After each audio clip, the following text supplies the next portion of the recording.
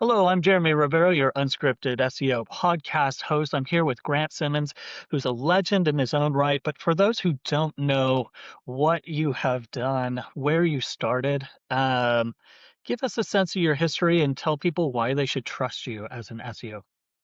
That's very good. I'm a legend in my own lunchtime, Jeremy. I doubt it's a, um, yeah, so it's funny, I have a kind of winding road. I was in marketing. I was a programmer, developer in the 80s, so I'm an old guy. Um, then got into some marketing when I was in New Zealand and Australia. I'm originally from the UK. Um, and then when I moved to the US in the early 90s, I worked at a marketing agency. Uh, you know, Essentially, people were asking for websites and how to show up. So I built websites for people from their agency. And then when they wanted to show up, our first real client was the city of Santa Monica, who wanted to show up for santamonica.com, hotels and restaurants. So I learned everything I could. I joined the LA SEO community at that point. I jumped onto the message boards back in that point. I mean, this is mid 90s. Um, Even built a pre YouTube video sharing website and learned how to rank that and stuff. So I've been in there a long time, agency side, brand side, um, back to agency, consultant, fractional. So yeah, you can trust me because I have a really cool accent. No one knows actually where I'm from. And number two, I think I'll misquote farmers. I've seen it all, so I know it all. Maybe I've seen a lot of it, so I know a lot of it. That's kind of the the dichotomy because I started 2007, so I'm not quite that aged or that mature in it, but I have seen a lot. I'm curious, what have you seen recently where you're just kind of floored? What's new, like Um, genuinely new? there's new and old, and I hate to hark back on, Geo is just great SEO. I'm not a Google shill or anything, but I still see, like, I just saw a site that essentially had a sitemap that was full of escaped URLs. I know, and so people look at these things and they say, "I want to show up for this," but they haven't often done the fundamentals. So the things that often surprise me is people shooting for the moon without a rocket ship. They're basically in their Hyundai. So they're trying to take Driving off. off the cliff Um, as fast as they can. I'm going to the as moon. that's, Vroom. that's right. It's like that classic scene from Toy Story where he leaps off there to infinity and beyond and just crashes to the floor. I think a lot of people are shooting for great citations or visibility in geo, and really not getting there. What's excited me recently, one of my many hats I wear is as an ambassador for Inlinks and Waikay. And so Waikay just launched, unofficially through Dixon Jones and Fred Laurent, Entity Map as hopefully generating a standard. And that's where I've kind of focused my last 5, 6 years probably around entity SEO. Yeah. And so that's exciting to me, is that people are actually realizing that clarifying and teaching, or treating Google and LLMs like small kids, we have to actually explain who you are and what you do, is really where I'm excited about these days. It's like, Blind 5-year-old is AJ Cohn's blog, Yes.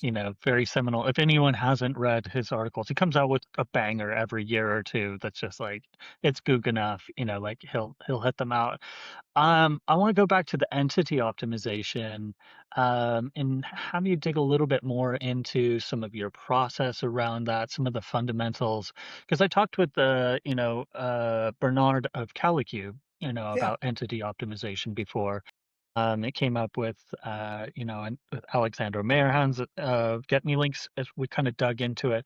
But I'm curious, what are some of your fundamentals in that process that you do yourself, that you assign to somebody, or maybe you're even, building stuff in Claude or in LLM itself to try to use that and tell me a little bit, tell the folk a little bit about that entity map concept, and why that stands out to you.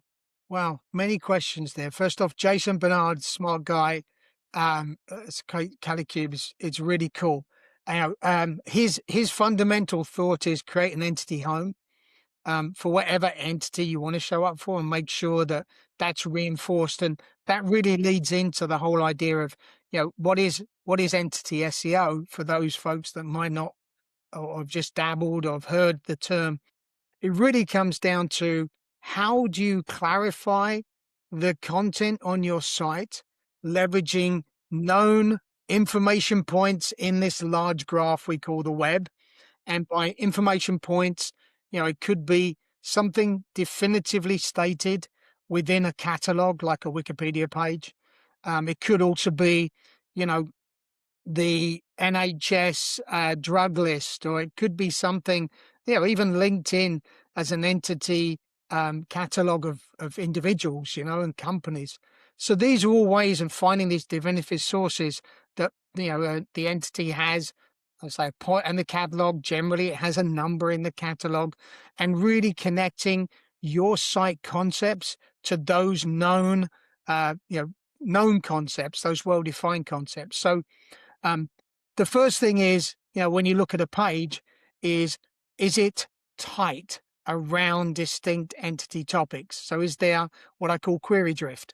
And yeah, I did create a tool with my friend Richard Wong called Query Drift, which essentially analyzes a page fundamentally at the entity level and says, based on the queries that map to that page. So looking at Google outcome as a good indicator of what they see your page is about, and really seeing whether a page has outlier topics that probably should deserve their own page or a sub page, or whether it's purely focused in on the main key topics that a page is about. And topics, entities, not interchangeable, but I use them interchangeably. That idea of clarifying a page, connecting it to known graph through same as schema to Wikipedia, things like that, and then really making sure there's focus on a page. Yeah. So one entity per page, ideally, with mentions. So clarifying, disambiguation entities within a page that support their main entity. If that sounds very geeky, I'm sure it wasn't that geeky, but I try and simplify these concepts. It goes deeper than that. It So I does. answered, I think, 3 of your questions there. Yeah. The questions did you have? Well, I'm curious how you're seeing the connection to the entity map, and that kind of ties into, I'll throw it, answer that, and I'll throw in the bonus question of, can you dig into a little bit of how you think that knowledge layer in LLMs is the same or different from how Google approaches that knowledge layer? Yeah. Each one is different, and it's generally based on their grounding. So what they use for grounding, as far as Google Gemini obviously uses Google Index and Google Search, and the same way ChatGPT uses Bing, and some of the other large LLMs are obviously using different grounding things. So where there is an existing graph for Bing and Google, those are fundamentally different potential results. Um, I- I'll I'll tie this back to why entity graph as a standard makes sense. And there's some other articles that are going to be pushed out through Waikay, but entitymap.org is the actual spec. Um, and so what is that for? Why is it important? And I think the key thing here is, what do we see in LLMs that is problematic? Now, the first thing we see is, hallucinations. And hallucinations, where they will make stuff up, is generally because we haven't filled the gaps in on our site itself to be able to explain fully, clearly, and unambiguously who we are, what we do, who we serve, areas we serve. These are things that traditionally you create a page about, but that doesn't mean it's well optimized for an entity. So to understand, even connecting to a graph. So what Entity Map does is essentially creates from key pages you can define a kind of summary. So it's not a summary as in, this is what the page is about. It's a summary with associations, connections, disambiguation, and that clarification layer, or I call it a meaning layer, as Yeah. opposed to just saying, it's an entity layer, but it's really about meaning and understanding and those connections. So that's where I see it as valuable. The proof is going to be in the pudding. Yeah. There's limited deployment so far, but it's good to see some people test. It was only announced last week. Yeah. Um, but I do think it fills that gap of LLMs and treating them like blind 5-year-olds, because they are at that nascent stage where they do rely on entities, and obviously Google says they rely on it from an entity standpoint. Um, Dwayne Forrester, when he was at Bing and beyond, is talking about an entity layer, a meaning layer, an understanding layer. So it makes logical sense. Yeah. Whether we can prove the point that it makes a difference in what you show up for, not whether you show up, but what you show up for and how your brand is represented. I think that's really key. How is this a distinction from the step forward, step back of Google, pulling the rug out on fact SERP results and people taking that to the next step of, well, schema, that means schema doesn't matter or you shouldn't do it. Um, I I obviously am throwing doubt on that case. I think it does matter. I think there's plenty of, there's varying levels of evidence, but we do know, it is a data point entry. So how do you view schema in this moment? Is it something to add in, not as as more of a backing semantic step to help align and add, those same as references on your about page to help with that entity optimization, as much as topically direct, and clarify on your service page? Like, what are the type of prompts that we should be feeding into our Claude to come up with, schema for a X page that we just as a good habit versus like, oh, I'm going like instead of the spec of, hey, client, we want $1,000 to add fact schema everywhere. Yeah. Um, that's a good question. And a question that will obviously divide everyone listening to us. So that's good. I do like that. I think it is unambiguous to say that people believe generally across the SEO community that schema is good for rich results. Is that fair? I'd say that's an accurate representation of the general take on it at the moment. Great. And then there are folks that believe that having amazingly nested schema down to the small concept within a page is really necessary for showing up better in search results. I don't agree with that. I think there is a limit to return on investment in schema, but I do think that as I mentioned, there are grounding indexes that LLMs use, and whether they strip out schema within a result before they can put it into RAG resurfacing. Yeah. I think that schema is leveraged by Google in ontology categorization, insect charts, and everything else. And so it is important when a grounded source is using schema for categorization and disambiguation. I think it's important to use schema. And so Google AI overviews are still the most prominent AI overviews compared to any other thing. So why wouldn't you? If you're not doing the large lift of absolutely finding every single concept you can do there, but if you're doing it at that mid surface, why not?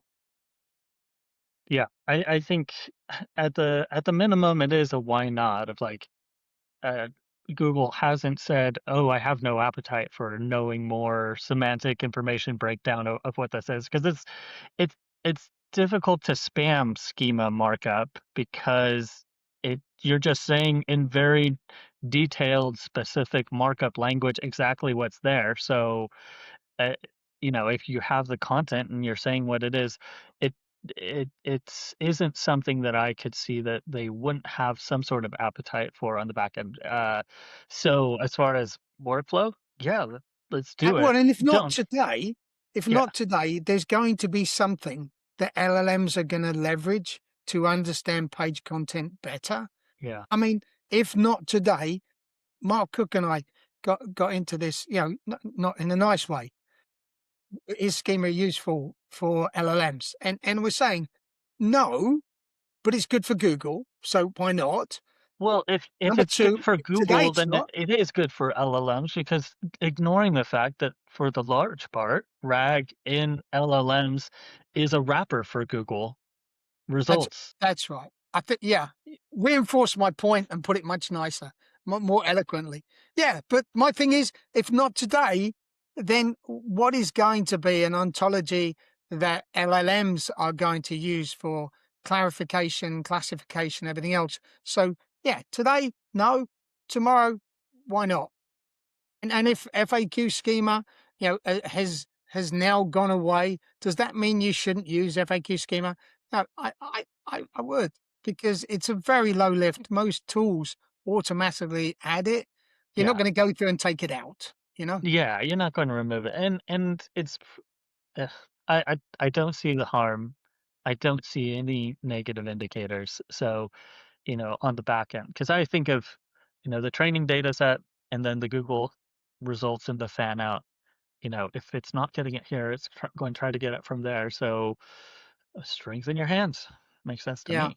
I mean, we can get on to pagination and whether you should self-canonicalize paginated pages. We can go into H1s, whether they're important or not, whether multiple H1s are a problem. We can just go across the whole gamut of these. Let's divide Let's the get search into industry yes. 100%. Yeah, let's go back to the subdomain argument. Do LLMs parse and treat subdomains equally? Let's Yeah. rehash all of the questions and arguments that we've had in Google and just put it through the LLM question factor. Yeah, we should do LLM.domain.com, because that's how you should do it. Well, I mean, we had our moment. I saw it.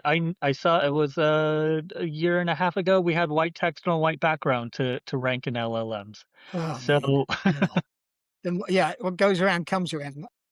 I must admit that when I created my first website, I think it was 1995, 94. Yes, I was so happy when I showed up in a Yahoo directory, you know, and when I showed up in Ask Jeeves at some point. I mean, those were the days.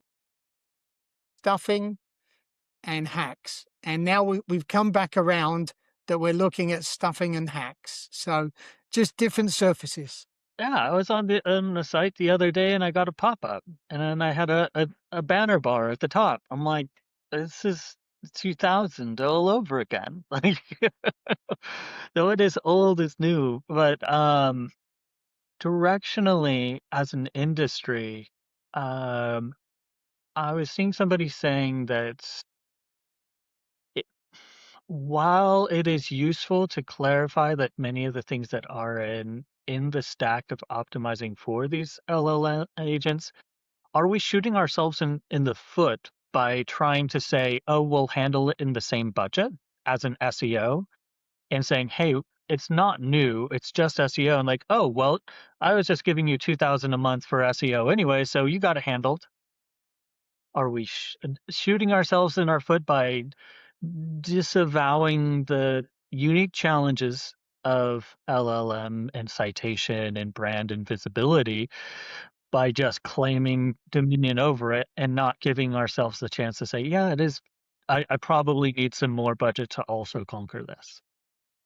Well, I would just say that that sounds more like a client relationship problem than an industry problem.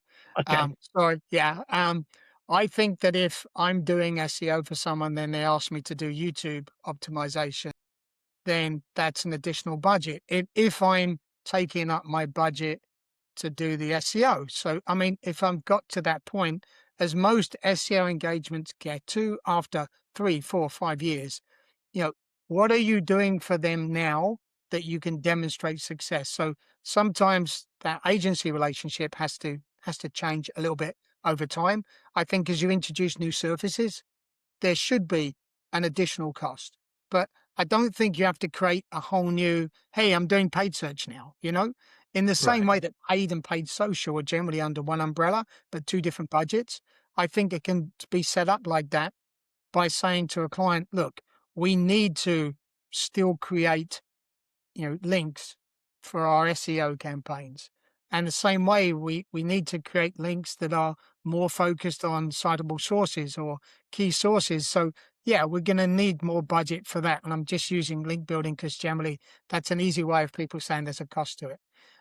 But when it comes to creating content, you should be creating content for your audience, not not redefining the audience as a bot, because that's not what we've done as SEOs if we've done it right, and not redefining now for a different bot and we're writing for that. So I do think, and once again, I'm not unoutspoken.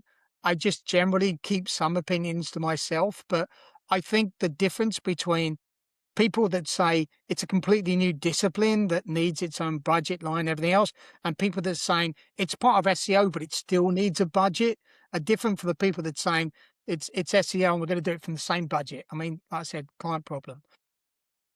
But that being said, I think the definition of good SEO has been refined by people that say I wasn't doing that and now I am for LLMs.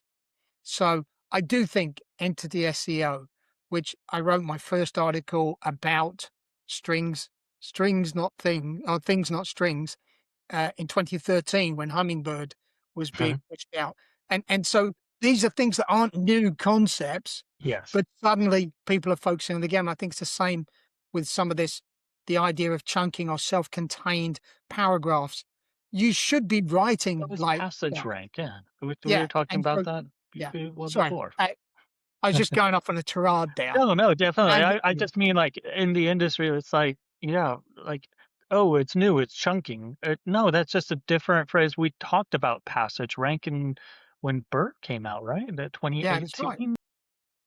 Well, it's the same thing. I mean, the idea of saying self-contained paragraph is just saying trying to avoid query drift within a page or having distinct topics within a page that are semantically, hierarchically set correctly. Which You is know, H1, H2, H3. How uh, old is the H1 structure? I It's know, I know. 2000s. Yeah, yeah. I mean, I do think. Look, there are differences. I think that digital PR Hmm. should be, those guys should be laughing all the way to the bank. Yeah, All right. no, absolutely. There Yeah. have absolutely. Yeah, and so that's where a lot of people, you can ask for additional budget, I think. I think it's because we got I think we got I call it the golden age of Google, uh, where for SEO, where from 2010 to 2020, there was so much, value that you could get just by doing some of the fundamentals, and doing it would send you so much traffic with so few caveats of as long as you weren't a blatant, really bad spammer, for most organizations, you could get your ROI for your SEO budget fairly easily. But now there's more landmines. What they obfuscated of, the ABC of, content, links and click behavior on the SERPs, which they denied all through 2010 to 2020. That's not a ranking factor. Oh, okay, it's not a ranking factor. It's part of a ranking system, but the documentation in the course proves that it's 30% of how you are deciding this is what queries they're clicking, how long, and that whether they're pogoing back. And anybody that had said that in 20 teens, was derided and mocked, and it was true. The whole thing was true. So I feel like a vindicated tin hat, theorist, but at the same time, it shows that too much credulity of the voices at Google is not a great thing for our industry, but Mm, ignoring them entirely also has its own peril. So yeah, where do we stand now with what Google is saying, what Google isn't saying, and how they're saying the same thing from both sides of their sure. mouth? Um, well, that's so difficult because I do think that folks like John Mueller, who I know he's a great guy, I think it's like any company, you're not giving away the milk, you Yeah, know? You know, you have the cow, you have the cash cow. You're not gonna say exactly what it is, and I think that there are, caveats to what Google and, through the mouth of Danny, Gary, and John can actually say, you know? And I think that's challenging for SEOs because, there is listen to what Google says and just do that. There is what I've been doing for 15 more than 15 years is test and validate, you know, and kind of come up with your own ideas. And also 2013, 2014, I was writing about engagement as being a key component to this engagement in the SERP, engagement on site, because I couldn't see any other way that there were some things that manifested that couldn't be based. I had a crappy site that was ranking brilliantly, and the only way I saw that justification was I was getting 20,000 people a month to the site who were taking very similar paths through the site. And I just said there was consistent engagement within certain paths. You know, I call these paths to satisfaction that I'm sure that Google through Chrome can see this idea of connected pages, connected paths that people are actually taking. And then there are consistent signals that either the pogo sticking or dwell time or whatever you want to call it within the SERP that have to be taken in consideration. How else would they do, 100 SERP tests a day and not be able to glean data from that from interaction? I mean, what are they going to do? yeah. So yeah, I think the same thing will happen. And sorry, I don't mean to pontificate. The same thing will happen. What we see now today. I'm sure Google is not telling us the whole truth, but that doesn't mean, well, one, they actually know the whole truth. I've got this in a deck that I'm doing this week at SMX in Boston, uh, which is really around Google doesn't know how it actually makes decisions, the algorithm. Hmm. They know how it works fundamentally, Yeah. but the results are, a matter of machine learning and and predictive analytics and everything else. So I think we will learn more by seeing outcomes than we can by listening to Google. I think tied into that is something I was about to bring up, which is that rest in peace, Bill Slawski. He did a lot of analysis of the patents that are fundamental in the systems behind Google. And to use it, they must have a patent. But I'm seeing something on LLMs that isn't the same. I don't think they know what they're doing at Anthropic, and they're not running the same patent game because it's too break fast, too move fast, break stuff.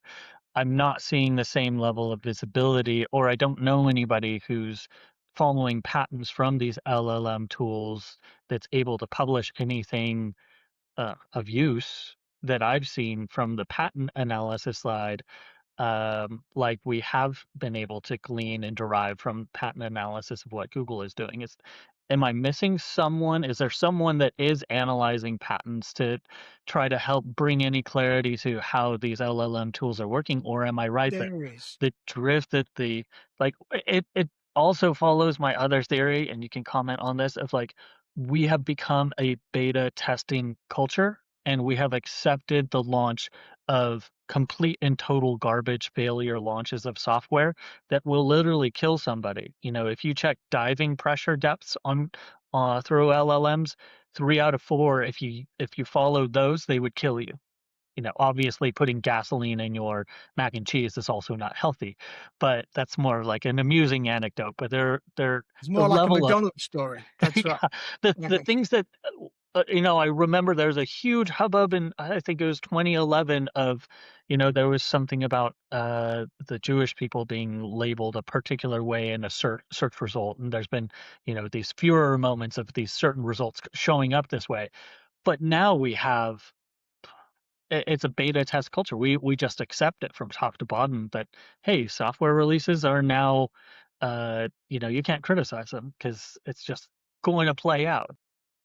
There's probably two ways of looking at that. First off, all of us that are having fun today are creating tools, are creating products, are doing that. So yes, there is a massive beta tester culture because most of the stuff that's being put out is shite. All right. So that's number one. And most of us know that when we push something out, we're really just after feedback. I think Dan over at Dejan SEO is the closest you're going to get to someone that's kicking the algorithms and understanding patterns. And Bill, great guy, he and I had some very long conversations about search. Um, and yeah, I think Dan is probably the closest to that, where he's questioning and obviously pushing out a lot of very cool stuff around LLMs and showing up in LLMs, citing in LLMs. So I think that's close. I think Chris Long is tickling a little bit at the edges. I'm not saying he's at any kind of the same level as Dan or any kind of same level as Bill, but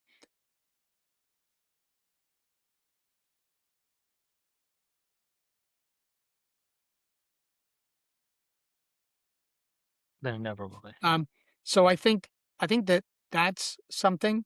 I think it's interesting when you say the beta culture.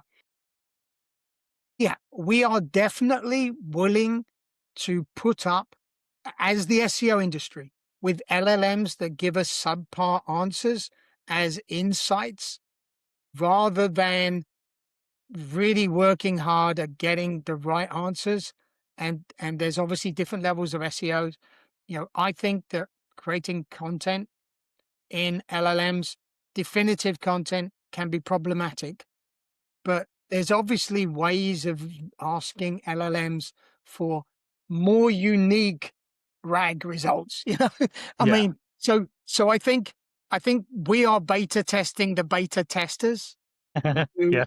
to make it work better based on our experience and our ability to confront LLMs with what we know as obvious ambiguity or Yeah. obvious, yeah, hallucination. So I do think there's different levels, and I mean, we're all in this industry, and we see things like, yes, we can get you 50 citations in LLM source sites, and it only costs you XYZ, as we saw from a large guys last week.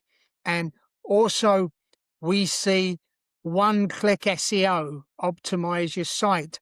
We see this. And so this is just beta testing through beta testing platforms, that aren't ready for prime time.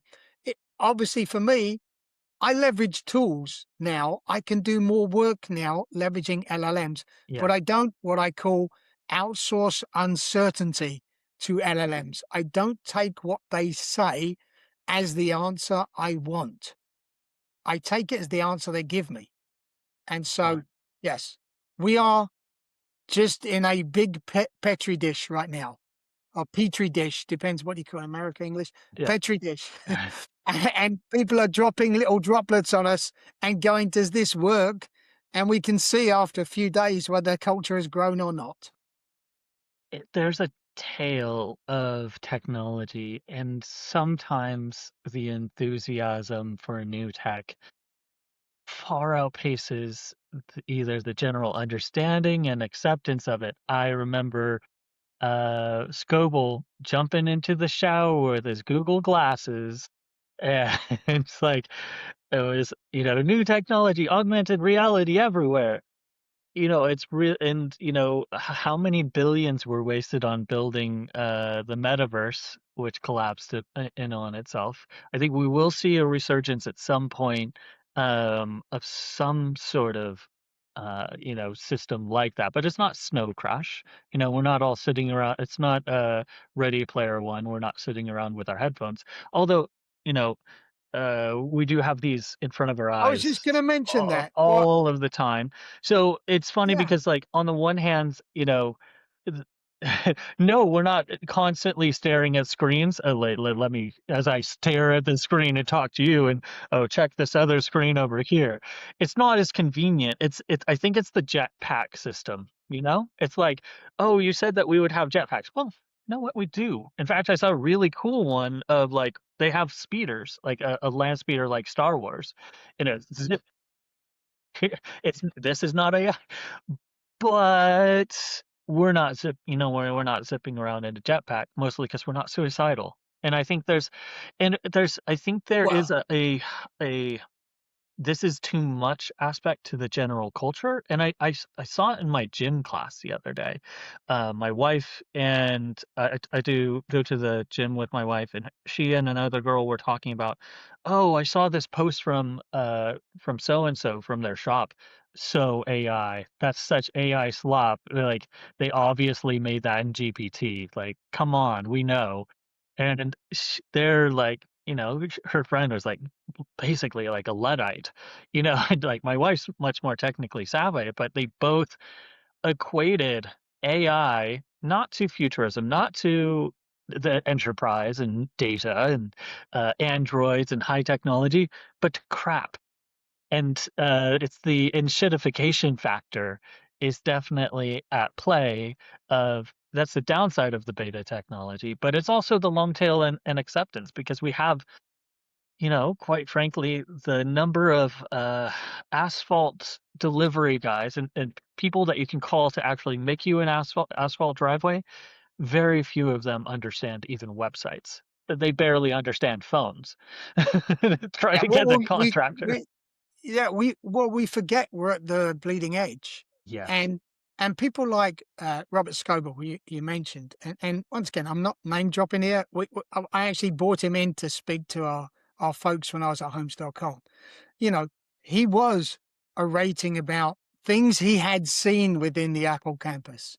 So these are all things that don't even get to us, you know, and when it does, it's a Google Glass, which, you know, which is, it's kind of more embarrassing than fits into your pocket or fits on your face, but I do have to have lots of caveats here. Often companies like Apple produce devices that we never knew we needed Yeah. until they come out. Yeah. So things like flying cars, things like, you know, um, even self-driving cars at scale. These are things that we can, uh, you know, I guess, I was going to say prognosticate, but that's a very long word. We can think they're going to be here sooner than they are, Yeah. but generally that's an adoption issue, not a technology issue. Right. And so That's I what. wrote an article maybe seven, oh, maybe more now, 12, 13 years ago was, have you talked to your car today? This was before Google Play, Apple Play and Google Auto, whatever it is. But it really was the next screen would be the inside of your car because self-driving cars, especially in places like LA, and I don't know where you live, but where Tennessee. there's traffic, Yeah. you are stuck in there. You listen right now to talk radio. But when you have entertainment that can be projected on a screen in front of you, people are going to do that. Hands off driving. You're going to be watching something, and then that's the chance for what I call showing up in the right place. The right message, the right medium, where there is opportunity of attention. SEO is going to move there. Might be called, I don't know, auto optimization. I don't know, but it's still going to be SEO fundamentally, which is showing up at the right time, right place, right message in an organic way, i.e., you're not paying for it. I am curious what your connection to Homes.com is because I have a connection too. I was part of Advanced Access, a real estate hosting company that was bought up by Dominion along with Homes.com and Agent Okay. Advantage when they cornered the market 2012, 2014. So I'm curious when you So were part of Homes. no problem. I'll give you the story. How's this? Homes.com suffered a major devaluation of the site in around 2012, 2013. So for the first time in their history, they looked outside for a head of SEO. And I was fortunate enough to be the person selected. So in 2014, I was hired. I had about a month before I could jump in, and I was working with Search Metrics, who was the kind of agency they built in to work on recovery. They basically lost 60% of their traffic, organic traffic. And so immediately I came in, and these were the days where you could say, hey, that looks like a real algorithmic shift, and I think it's Panda. All right. So what should we do? We should clean up a lot of crap, a lot of thin pages that existed purely for just existing, places where there was no listings, things like that. So I worked with them 7.5 years. I was the VP of search, then became the VP of all search, then became VP of SEO, and then VP of performance marketing when we got acquired by CoStar. And I've been out of that since 2022, where I've been by myself. That's my tie in there. And the end of the story is I was already scheduled to speak at SMX London. Hmm. I went to SMX London where I was on stage with, I think if you remember, Marty Early from Google. We were talking about, at that time, uh, Google profiles as being, individual profiles, authoritatorship, all that stuff. Anyway, Authorship, yeah. yeah. So the first time I met John Mueller, he was there in the audience. He was an engineer, wasn't really the face of Google. I just said to him, hey, I'm from homes.com. I think we've been hit by Panda. This was before I was actually physically working there. I said, I think we're hit by Panda. This is what we're doing to mitigate and kind of remediate. We've got rid of 5 million pages from the index. We got rid of some really sus internal linking. We've got some fallbacks. We've done this. We've got da da da. And he got on his laptop. He typed in, and 20 seconds later he goes, "Yeah, you're under a Panda penalty." And I go, "All right. Well, they know that stuff." This was back in, a long time ago, 2014. Yeah, we made those changes, and when Panda was pushed out at that time, the rolling updates, we got back all our traffic and then some, and had a brilliant year. But it was a matter of getting rid of millions of pages from a 110 million page site, Yeah. taking some really big risks in chopping. And Search Metrics had got some of the way there. They were not thinking to be aggressive. And I've seen in those days recovery had to be aggressive. Sorry, long story to answer your question. That is where I came from. Before that, Homes.com was a client of the search agency, which I led the SEO and social product team there. So Gotcha. they were our clients before with Realtor and that and stuff. So It's funny because just a random connection to because I we're all worked. connected. We're all Yeah, we're connected. This all. is our graph. There Yeah, you go. that's in our Google Graph. Um, I'm curious if there's any question. What what's in your crop? What are you getting stuck on right now that you're trying to solve? And if I could ask the next SEO, hey, Grant was working on this. He wants a second opinion. Um, so what are you turning over? What test are you running? What are you looking for more data in? What are you trying to solve right now for yourself, your clients, your No project? problem. Um, so I created a few tools that leverage Google Search Console data, and there's a lot of parallel paths on this. Like Query Drift was one of them. And then I've created some self-owned tools that might launch to the public at some point. It's at appslicer.com, for want of a better thing. But so I'm solving how do we get more use out of Google Search Query data, and one of those is, for example, estimating impact of AI overviews. All right, so taking year-over-year data, Yeah, seeing click-through rates, seeing length of queries, and coming up with an algorithmic way of saying this has been affected based on traffic, position, click-through rate, um, and some other metrics, query count for pages, things like that. So doing that is one thing I think is a massive opportunity to keep diving into there. Where I still think we have massive problems, last year, I I started to create a tool with some savvy SEO people that essentially was SEO attribution.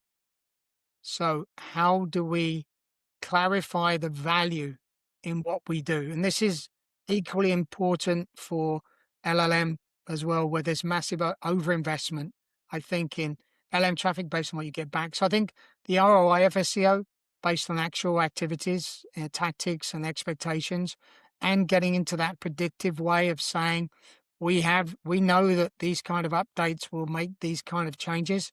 Yeah. um, Obviously, Market Brew is doing some brilliant stuff around essentially recreating search engines and the algorithms to do some of that stuff. But for the average Joe, Yeah. what can we do? And then the next thing is really, once again, I think the biggest challenge that most agencies have and most individual consultants have is reporting. And Raven Tools, who you had the connection to, Yeah. started that idea of customized modules, building dashboards that make sense. I still think it's a primary agency issue where there's no consistency in tying efforts, outcomes back to KPIs for the business. So I think that's where we should be focusing, Yeah. spending time, energy, money, and breaking out of a um, data studio or whatever they want to call it next week, Yeah. looking at stuff. Um, but that would be where I'm looking. And then I think the other thing is, don't forget Google is driving, Gemini and driving AI overviews. And although there is limited and fairly good studies on the correlation between showing up in organic results and showing up in LLM mentions within AI overviews, um, I'm more worried about when we can't make those correlations with AI mode, and I'm more concerned about um, people forgetting the fundamentals of information retrieval, information architecture, information organization, and starting to focus on the next shiny object. I absolutely agree. And I will pick the brains of the next person and bring up, reporting and find out what they're doing, what their approach is. Because I agree. I think Google's greatest punishment for the SEO industry was GA4. And their second punishment for the industry was Google Data Studio. Like, oh, here it's better than our worst thing. But have you Good. checked out SEO Gets? Yeah, Matt I Mellinger has done some yeah, pretty good I stuff. use that actually for all my clients. Ugh, brilliant, brilliant. Yeah, I Uh, mean, it's great, and tying into MPC and MCP, tying into being able to query that data yeah, is great. I mean, those are the kind of tools, but it's still not reporting. that's It's fair. insights. Yeah. I've created lots of narratives that work on top of that, Uh-huh. you know, and I've worked on a lot of things that try to uh, explain the tasks that need to come out of this stuff. But yeah, it's brilliant, and I think where that brilliance comes in as well for something like SEO Gets is looking at organic performance in GA4 in a way that's actually useful, Yeah. comparing against key events, actually useful, and layering in the GSC data on top of that. You know what I would like to see as far as a tool, if I were going to build another one myself, would be a degapinator, because I have, ironically, I have a post that says Google Search Console's data isn't accurate, and it's ranking, and it's getting, like, 100 clicks a month. Do you know how many queries it tells me detail for and how many clicks? 5. It has told That's me through the about. API and everything else. Yeah, even through the going to the API, it went from 5 to 12. Out of all of those clicks, I know what 12 of them are. Now I know Yeah. what the page is all about, so I would love a tool that would look at a third-party ranking tool, Google Analytics, and Google Search Console to rough out, hey, these are probably this is probably the missing picture of the keywords that you are actually getting clicks for. And maybe it comes down to like even, click timing, because now we have the 24-hour period. So if you on the Google Analytics side, you had the search query and it came in, you had third party rank tracking, maybe we can with some confidence say probably, these are the keywords that are actually driving these clicks. Is it because at this point, with what 3% of the data, this is a more accurate representation of the direction that it's going. That's so little data that anything that I'm guessing is not scientifically based. So I'd love a tool that would give some sort of secondary measure of, okay, uh, Ahrefs says you're ranking for these phrases. This is the estimated CTR. Within this time frame in Google Analytics, you got a verified organic search that aligns with this click, and these are the phrases that have query detail that that GSC says that you got clicks for. We think this is your actual click map of what you likely got that traffic from in terms of queries. It's removing not provided. I would Yeah, love well, to. we're getting back to the whole idea of, you know, how much guessing are we willing to put up with? Most of my tools, I add in a confidence score because the math is just math and reasoning is just reasoning. But um, I think that's, I mean, look, I don't think that is a feasible product to get better because you're still dealing with garbage in, garbage out. Now, the way I would look at it, and once again, we're not building products here, but the way I would look at it is generally you get a lot more information when you look at the 16 months of Google Search Console data to have an understanding of if the article has been around for that long, Yeah, all the queries that have mapped, not just the most recent queries. I think that's often forgotten. And there are tools like SEO Crawl. I don't know if you've heard of those guys.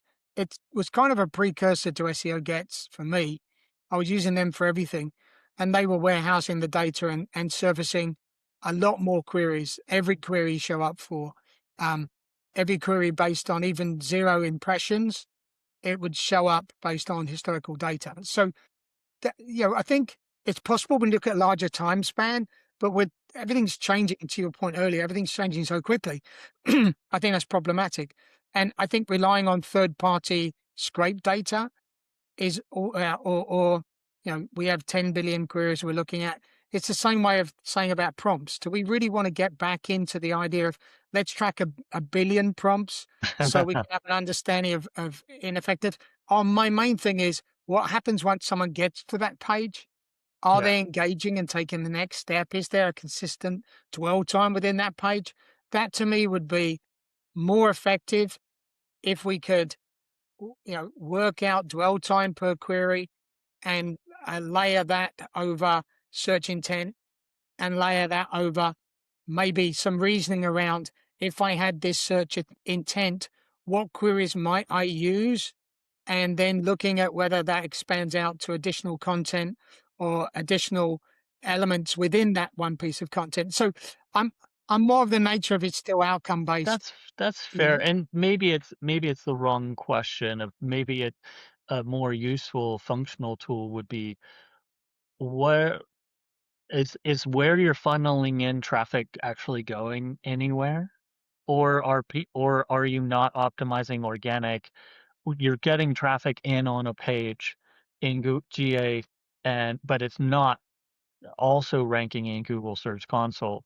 Like, are there funnels that are coming in that you can optimize for, or is there an organic miss where you're getting people in, like a true analysis of second, third page behavior after they come to that page? Maybe that's the more useful play rather than just wishing or we're wishing spitballing. for not provided to be dead. No, we're spitballing here, and the way I solve this on the tool I created last year, organicroi.com or organic ROI, was um, having a first party pixel and trying then to leverage log file analysis and first party pixel to connect actual data, not third party data. And it is challenging, not impossible, challenging. And we ran out of steam on that product just because the attribution side of it proved math worthy. Like we could solve it, but actual implementation was a lot more outliers than what I wanted. I think there's the possibility log file analysis maybe being the next frontier that SEO is really starting to focus on and having better tools for that. And I Yeah. built tools that analyze, LLM traffic easily from log files and, built stuff that looks at distinct paths that,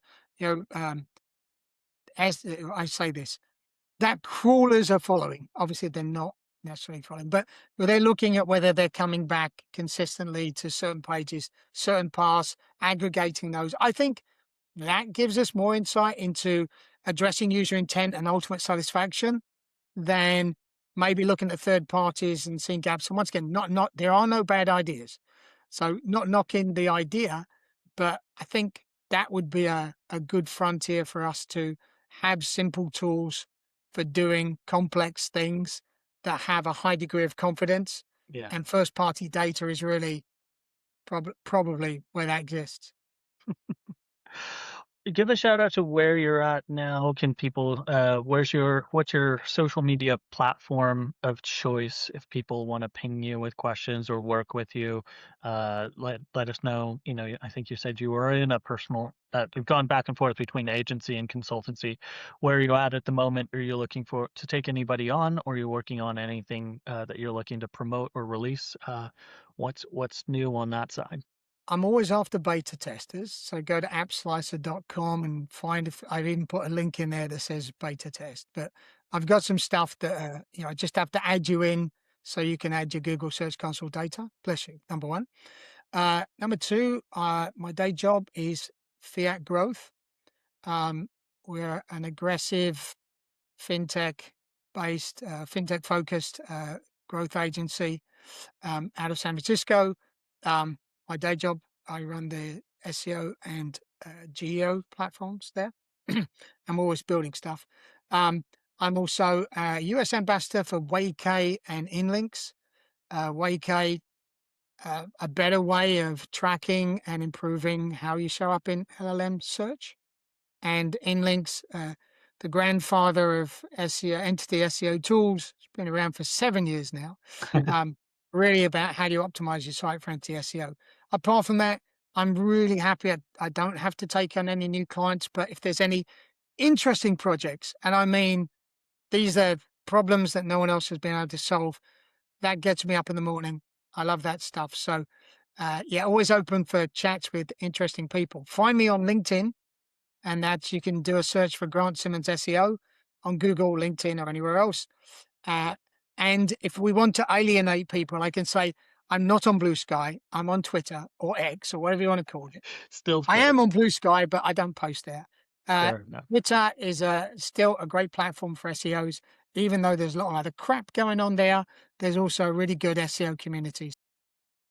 Yeah, LinkedIn, and also find me at the next search conference near you. I'm SMX this week in Boston.